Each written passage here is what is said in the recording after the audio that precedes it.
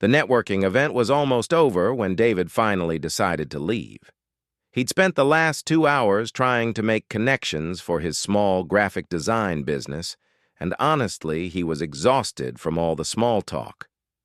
He grabbed his coat from the rack near the door and was about to head out when someone tapped his shoulder. "Leaving already? The best conversations happen after everyone stops trying so hard." He turned around to find a woman with bright eyes and an easy smile standing there. She was holding 2 coffee cups and offered him one. Her name was Lily, and within 5 minutes of talking to her, David forgot how tired he was. She ran a fashion blog focused on vintage clothing and sustainable fashion. What struck him most was how passionate she became when talking about finding hidden treasures in thrift stores. "Most people think fashion is superficial," she said, leaning against the wall, "but every piece of clothing has a story. The seamstress who made it, the person who wore it, the journey it took to end up in my hands. That's what I love about it." David found himself genuinely interested. He'd never thought about clothes that way before. To him, a shirt was just a shirt. But the way Lily described it made even a simple jacket sound like an adventure waiting to be discovered. They talked for another 30 minutes until the venue staff started cleaning up around them. Lily laughed and suggested they continue their conversation outside. The evening air was cool, and the city lights reflected off the wet pavement from an earlier rain. They walked slowly, neither one wanting to end the conversation. "So what made you come to this event?" Lily asked. "You don't seem like the networking type." David smiled. "That obvious, huh? I'm trying to grow my business, but I'm terrible at these things. I never know what to say to people." "You're doing fine with me," she pointed out. "That's because you did all the hard work," he admitted. "You made it easy." They stopped at a corner, and Lily checked her phone. "I should probably head home. Early morning tomorrow. But this was nice." David felt a small panic. He didn't want the evening to end, but he also didn't know how to ask to see her again without sounding desperate. Before he could figure it out, Lily was already writing her number on a small card from her purse. "Text me," she said simply. "I'd like to continue this conversation." Over the next week, they exchanged messages daily. Lily's texts were always interesting. She'd send him photos of vintage finds, random thoughts about her day, or questions about his design work. David found himself looking forward to each notification from her. Finally, he worked up the courage to ask her out for coffee. She agreed immediately, suggesting a small place she loved downtown. When David arrived, Lily was already there, wearing a beautiful cream-colored blazer over a simple black top. She waved him over with that same warm smile. They fell into conversation easily, just like at the networking event. Lily told him about a recent estate sale she'd visited, and David shared a story about a difficult client who wanted him to design a logo that looked more purple but also more green. "That doesn't even make sense," Lily laughed. "Welcome to my world," David said with a grin. As they talked, David noticed Lily kept adjusting her blazer, almost like she was excited about something. Finally, she leaned forward across the table, her eyes sparkling with barely contained excitement. "Can I tell you something?" she asked, lowering her voice to almost a whisper. David leaned in, too, curious about what had her so animated. "Of course." Lily glanced around as if checking that no one else was listening, then looked back at him with that mysterious smile. "You really want to know what I'm wearing underneath?" she whispered, leaning even closer. David felt his heart skip. His mind immediately went to places he knew it probably shouldn't. Was she flirting with him? Was this moving faster than he expected? He could feel his face getting warm, and he suddenly didn't know where to look. Should he answer? Should he laugh it off? His mouth felt dry, and he reached for his coffee cup just to have something to do with his hands. Lily watched his reaction, and for a moment, her expression was unreadable. Then she sat back slightly, still smiling but waiting for his response. David stammered. completely thrown off balance. Because, Lily continued, clearly enjoying his discomfort just a little. It's something really special. Something I've been dying to show someone who might actually appreciate it.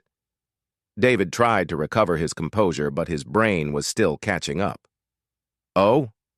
was all he managed to say. Lily laughed softly at his obvious confusion. "Meet me here again Friday evening? Same time?" Before he could fully process what had just happened, she was standing up, gathering her things. She touched his shoulder gently as she passed. "Don't overthink it, David. I promise it's not what you're thinking." But as she walked away, leaving him sitting there with his half-finished coffee, David couldn't help but think about it. What did she mean? What was she wearing? And why did she seem so amused by his reaction? The next 3 days were torture. Every time his phone buzzed, he hoped it was Lily explaining what she meant. But her messages were normal, talking about her day and asking about his work. She didn't mention their coffee date or her mysterious comment at all. It was like it never happened. By Friday, David had convinced himself he'd completely misread the situation. Friday evening couldn't come fast enough. David arrived at the coffee shop 15 minutes early, which he immediately regretted because it gave him too much time to feel nervous. He ordered his usual coffee and sat at the same table they'd shared before, watching the door and trying not to look too eager. When Lily walked in, she was wearing that same cream blazer, and David's curiosity hit him all over again. She spotted him right away and walked over with a relaxed confidence that he envied. "You came," she said, sliding into the chair across from him. "Of course I came. You left me hanging for 3 days, David replied, trying to sound casual despite his racing thoughts. Lily grinned and set her bag down. "I know. I could tell from your texts you were dying of curiosity." "Was it that obvious?" "Completely," she said, flagging down the barista to order her drink. Once that was sorted, she turned her full attention back to him. "Okay, so I probably should explain before you think I'm completely strange." David waited, his coffee forgotten in front of him. "That thing I said the other day about what I'm wearing underneath," Lily started, her excitement building again. "I wasn't trying to be weird or inappropriate. I was talking about this." She carefully unbuttoned her blazer and pulled one side open just enough for him to see. Underneath was the most beautiful piece of clothing David had ever seen. It wasn't flashy or obvious, but even to his untrained eye, he could tell it was something special. The fabric had an unusual texture, and the cut was different from anything modern he'd seen. "It's a vintage Givenchy piece from the 1960s, Lily explained, her voice full of pride. "I've been searching for something like this for almost a year. I finally found it at an estate sale 2 weeks ago, and I've been wearing it every chance I get. But most people don't even notice it, and the ones who do don't understand why it's special." David felt his face flush hot with embarrassment. "So, when you asked if I wanted to know what you were wearing..." "I was excited about a piece of clothing," Lily finished, clearly amused by his expression. "What did you think I meant?" Honestly, I don't know," David admitted, running a hand through his hair. "My brain just went completely blank." Lily laughed, not in a mean way, but genuinely entertained. "Your face turned so red. It was actually kind of adorable." "Adorable? Great," David muttered, though he couldn't help but smile at himself. "I feel like an idiot." "Don't," Lily said, reaching across the table to touch his hand briefly. "It's refreshing, actually. Most guys either pretend to know everything about fashion or don't care at all. You're just honest." David looked up at her, surprised by the warmth in her voice. "I really don't know anything about fashion. I mean, I can tell that's a nice piece, but I wouldn't know Givenchy from any other brand." "That's okay," Lily said. "Want me to tell you why it's special?" For the next 20 minutes, Lily explained the history of the piece, how it was made, what made the era's fashion unique, and why finding something in such good condition was like striking gold. David found himself fascinated, not just by the information, but by how alive she became when talking about her passion. "You really love this," he observed. "I do," Lily admitted. "Most people think I'm obsessed, and maybe I am. But there's something about preserving these pieces, giving them new life, that just makes sense to me. Fast fashion is destroying the planet, and these beautiful things that were made to last are just sitting in boxes and storage units. I feel like I'm saving them, in a way." David smiled. "That's actually really cool. I never thought about it like that." They continued talking, and the conversation flowed into other topics. David told her about his design work, his struggles with building a business, and his own passions. Lily listened with the same intensity she brought to everything else, asking thoughtful questions and offering insights he hadn't considered. As the evening wore on, the coffee shop started to empty. The barista began wiping down tables around them, a gentle hint that closing time was approaching. Lily checked her phone and sighed. "I should probably go. Early start tomorrow." David felt that same reluctance from their first meeting. "This was nice. Thanks for explaining everything. And sorry again for being weird about the whole thing." Lily stood up and gathered her things. "You weren't weird. You were human." She paused, seeming to consider something. "Actually, I have an idea. I have a whole collection of vintage pieces at my apartment. Would you want to see them sometime? I promise this time it really is just about the clothes." David hesitated. Not because he didn't want to go, but because he wasn't sure if he was reading the situation correctly again. Lily seemed to sense his uncertainty. "Look, I get it if that's too forward," she said quickly. "We barely know each other. How about this? My best friend Priya is hosting a small dinner party tomorrow night. Nothing fancy, just a few people. Want to come with me? That way it's not just the two of us, and you can meet some normal people who can confirm I'm not completely strange." "You're not strange," David said automatically. "Debatable," Lily replied with a grin. "So what do you say? Dinner tomorrow?" David didn't even have to think about it. "Yeah, I'd like that." "Great. I'll text you the details." Lily headed toward the door, then turned back. "And David, stop overthinking everything. I like talking to you. That's all this is." But as he watched her leave and walked home through the cool evening air, David couldn't help but wonder if it really was that simple. The next evening, David changed his shirt 3 times before finally settling on a simple navy button-up. He didn't want to look like he was trying too hard, but he also didn't want to show up looking like he hadn't made any effort at all. He checked his reflection one more time and headed out to meet Lily at the address she'd sent him. The apartment building was in a nice part of town, the kind with a doorman and well-maintained plants in the lobby. Lily was waiting for him outside, wearing a flowing dress that somehow looked both casual and elegant at the same time. "You made it," she said brightly. "Ready to meet some people who will either make you feel very normal or very concerned about the company I keep?" "Now I'm nervous," David joked as they walked toward the elevator. "Don't be. Priya is great, and her boyfriend Nathan is really laid back. There's also going to be my friend Kevin, who owns a bookstore, and maybe a couple of others." Small group, nothing intimidating. The elevator took them to the 8th floor, and they walked down a hallway with soft lighting and artwork on the walls. Priya's apartment was at the end, and even before they knocked, David could hear laughter and music coming from inside. Priya answered the door with a huge smile. She was shorter than Lily, with kind eyes and an immediate warmth that put David at ease. "You must be David. Come in, come in. Lily's told me about you."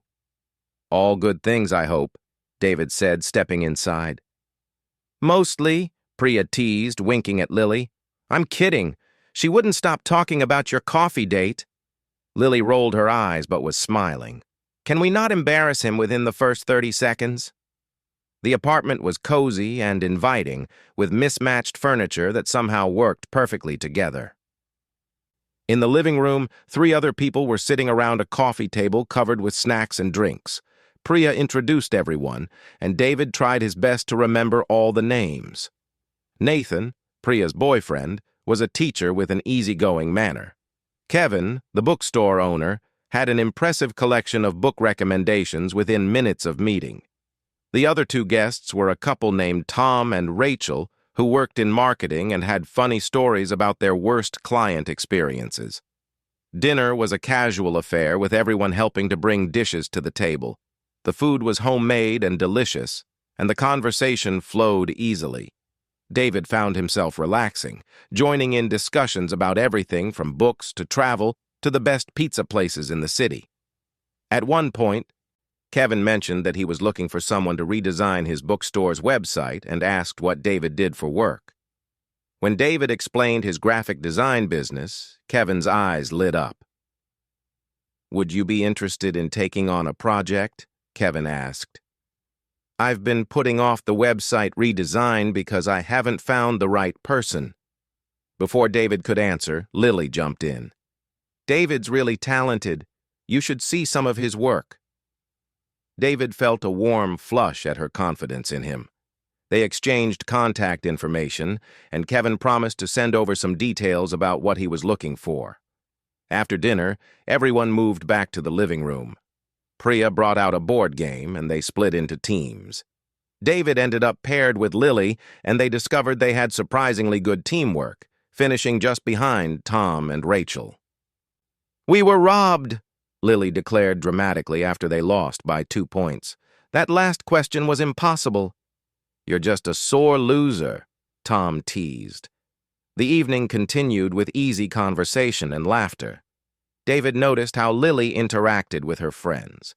She was animated and funny, but she also listened carefully and asked thoughtful questions. He could see why people enjoyed being around her. Around 10 o'clock, people started saying their goodbyes. David and Lily were among the last to leave, helping Priya clean up despite her protests that they didn't need to. Outside the building, the night air was cool and clear. David walked Lily toward the parking area where she'd left her car.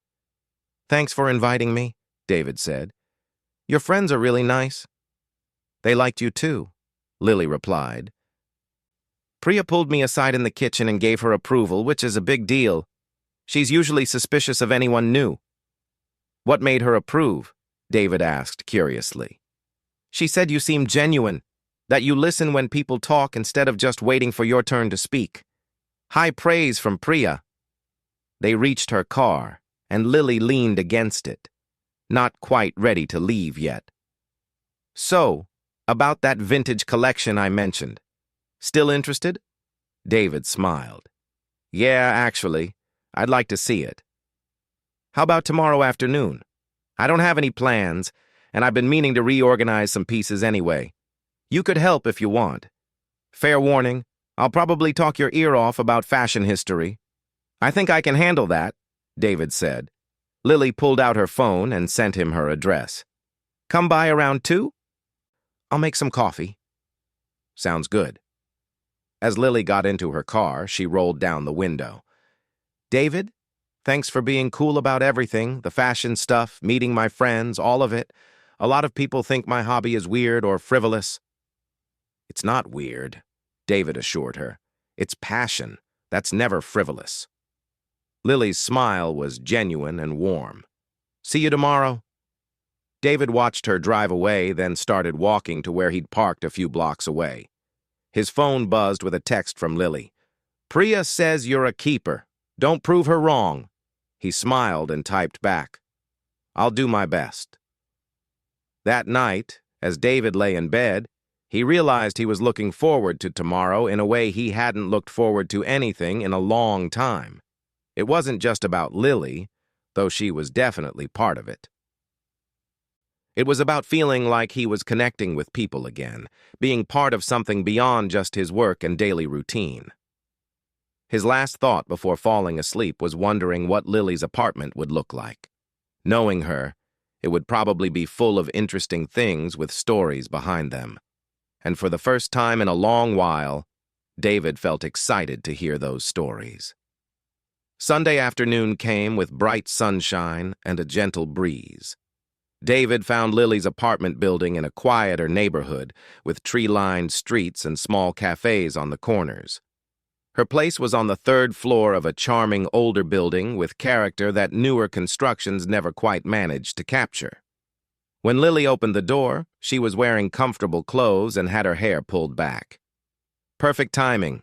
I just finished making coffee. She stepped aside to let him in, and David immediately understood why she'd wanted to share this space. The apartment was like walking into a carefully curated museum, except everything felt lived in and loved rather than displayed. Vintage clothing pieces hung on an elegant rolling rack near the window. A dresser with brass handles held neatly folded items. On one wall, she'd mounted several particularly beautiful pieces like artwork. "Wow," David said, taking it all in. "This is incredible." Lily beamed with pride. "Welcome to my obsession. Coffee first, then I'll give you the full tour." They sat in her small kitchen with mugs of fresh coffee, and Lily explained her system for organizing and caring for her collection. She had pieces from different decades, each with its own story of how she'd found it. Some came from estate sales, others from vintage shops or online sellers she'd built relationships with over the years. "This might sound strange," Lily said, running her finger along the rim of her mug. "But sometimes I feel like these pieces find me rather than the other way around, like they're waiting for someone who will appreciate them." "That doesn't sound strange," David replied. "It sounds like you've found something you really care about." Lily stood up and gestured for him to follow. "Okay, let me show you some of my favorites."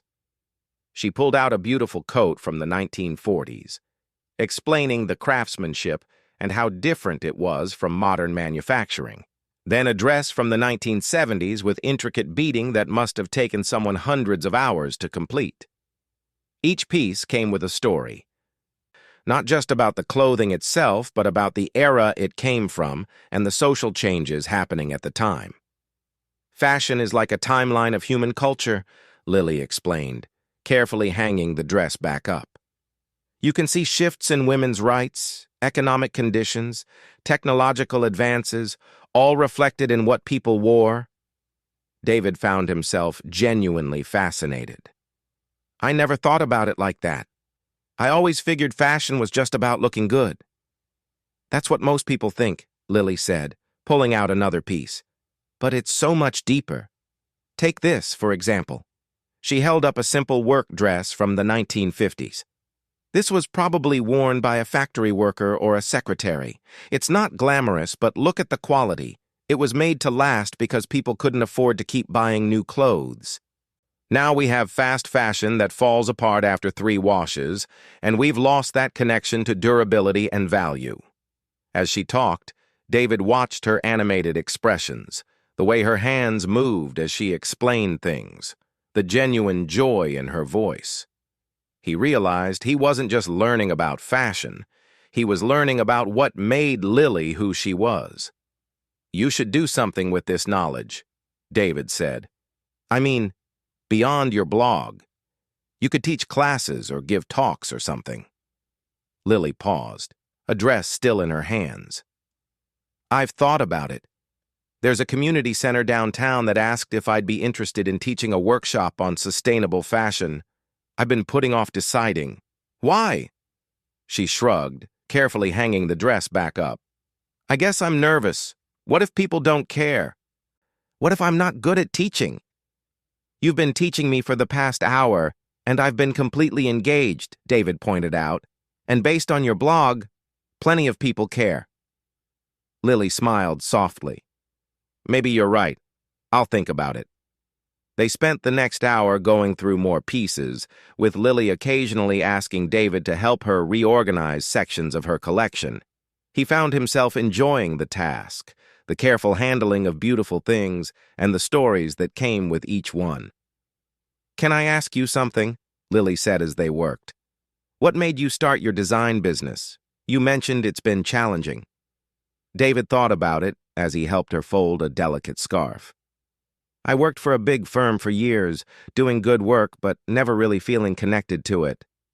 Everything was about client demands and deadlines and profit margins. I wanted to create things that meant something, work with people who cared about quality over quantity. So I took the leap. And has it been worth it?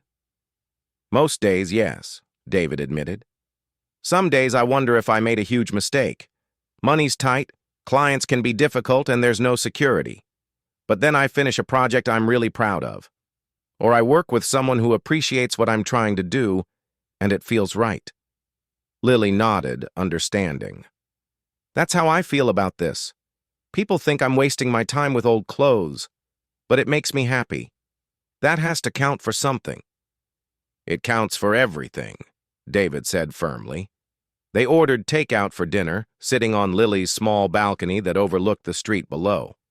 The evening was pleasant, with that perfect temperature that made being outside comfortable. They talked about their families, past relationships, dreams they'd had as kids versus the reality of adult life.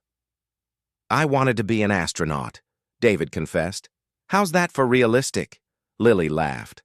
I wanted to be a fashion designer for a major house in Paris. We both aimed high. Maybe we still could, David suggested. I mean, probably not astronaut, but the other one seems possible. Maybe, Lily said thoughtfully. Or maybe we find our own versions of those dreams. You're creating things you care about. I'm preserving fashion history. It's not Paris, but it matters. As the evening grew darker, David realized he'd been there for almost 6 hours. It had felt like maybe 2. Lily seemed to notice the same thing, checking her phone with surprise. I should probably let you go, she said, though she didn't sound like she particularly wanted to. David stood up reluctantly. Thanks for showing me all this. It's really special, Lily. You're really special. The words came out more earnest than he'd intended, and he felt that familiar nervousness creep back. But Lily just smiled, standing up to walk him to the door. You know what's funny? She said as they stood in her doorway. When I met you at that networking event, I almost didn't talk to you. You looked like you wanted to disappear, and I figured you wouldn't be interested in conversation. I'm glad I was wrong. Me too, David said honestly. After he left, walking back to his car in the cooling night air, David felt something shift in his chest. It wasn't dramatic or sudden, just a quiet recognition that something important was happening. He wasn't sure what to call it yet, but he knew he wanted to see where it went. The weeks that followed fell into an easy rhythm. David and Lily texted daily, met for coffee twice a week, and somehow ended up spending most of their free time together. It wasn't planned or forced. It just happened naturally, like 2 puzzle pieces discovering they fit together. David started working on Kevin's bookstore website, and Lily would sometimes sit in the corner of the shop while he took measurements and photos, offering opinions on color schemes and layouts. Kevin joked that he'd gotten 2 consultants for the price of 1. Lily decided to take the teaching opportunity at the community center. Her first sustainable fashion workshop had 15 people show up, and by the 3rd week, she had a waiting list. David attended the first one to support her and found himself genuinely engaged, even though he was surrounded by people who knew far more about fashion than he did. You were amazing, he told her afterward as they grabbed dinner. Those people were hanging on your every word. Lily's cheeks flushed with pleasure. It felt good. Really good. I didn't realize how much I'd enjoy sharing this with people who actually want to learn. One Saturday, Lily invited David to go to an estate sale with her. He'd never been to one and wasn't sure what to expect. They drove out to a suburb where a large old house was being emptied after its owner had passed away. People moved through rooms picking through decades of accumulated possessions. It's always a little sad, Lily admitted as they walked through. Someone's whole life reduced to price tags, but I try to think of it as giving their treasures new homes where they'll be appreciated. She found a beautiful silk scarf from the 1960s and a men's vest that she said was probably from the 1940s. David watched her negotiate respectfully with the family members running the sale, treating each piece with reverence. "Why the men's vest?" he asked as they loaded her finds into the car. "I restore and resell some pieces to fund the ones I keep," Lily explained. "This vest is high quality, and I know a collector who specializes in that era of menswear. It'll go to someone who'll cherish it." David found himself admiring her business sense as much as her passion. She'd turned her hobby into something sustainable, creating a whole ecosystem around what she loved. That evening, they ended up at David's apartment for the first time. It was smaller than Lily's and definitely less decorated, but it had good light and a sense of calm that Lily immediately commented on. "It suits you," she said, looking around. "Clean lines. Nothing excessive, but warm.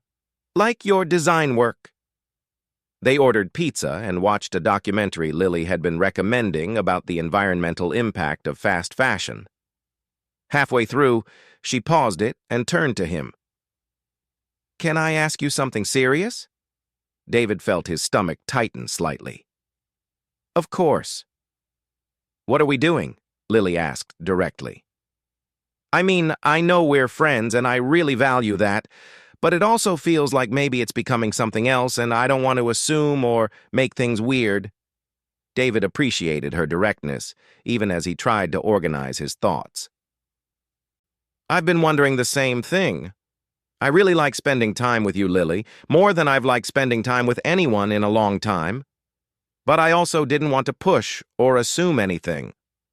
"So we've both been overthinking it," Lily said with a small smile. "Seems like it." Lily moved a little closer on the couch. "I like you, David. Not just as a friend. I think I've liked you since that first coffee date when you turned bright red and couldn't figure out what to say." David laughed, relieved and nervous at the same time. "That was pretty embarrassing." "It was honest," Lily corrected. "You didn't try to play it cool or act like something you weren't. You just were yourself. That matters to me." "I like you too," David said, his voice steady despite his racing heart. "I didn't know how to say it without potentially ruining what we already have." "What if we try not ruining it?" Lily suggested. "What if we just see where this goes, honestly and openly, without overthinking every step?" "I can try that," David agreed, "though I should warn you, not overthinking isn't my strong suit." "Mine neither," Lily admitted, "so we'll figure it out together." They finished the documentary, sitting closer than before, and when David walked Lily to her car later that night, she kissed him. It was soft and brief, but it felt like a promise of something beginning. Over the next few months, they built something real together. David's business started growing, partly thanks to referrals from Lily's network of vintage enthusiasts and small business owners. Lily's workshops expanded, and she started getting invited to speak at local sustainability events. They had their challenges. David's tendency to work too much sometimes clashed with Lily's spontaneous nature. Lily's apartment full of vintage clothing occasionally overwhelmed David's preference for minimalism. But they learned to communicate, to make space for each other's differences, to appreciate what made the other person unique. One evening, about 6 months after that networking event where they'd first met, they sat on Lily's balcony watching the sunset. Lily was wearing one of her vintage finds, a dress from the 1950s that she'd carefully restored.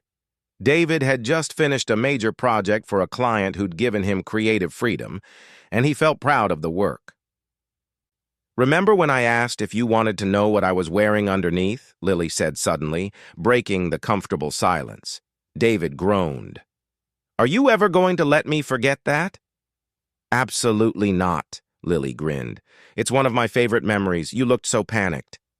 "I was panicked," David admitted. "I had no idea what to say or do." "You know what I realized later?" Lily said, her tone becoming more thoughtful. "That moment kind of defined us. I was excited about something I loved and wanted to share it. You were uncertain but willing to listen. That's basically been our whole relationship."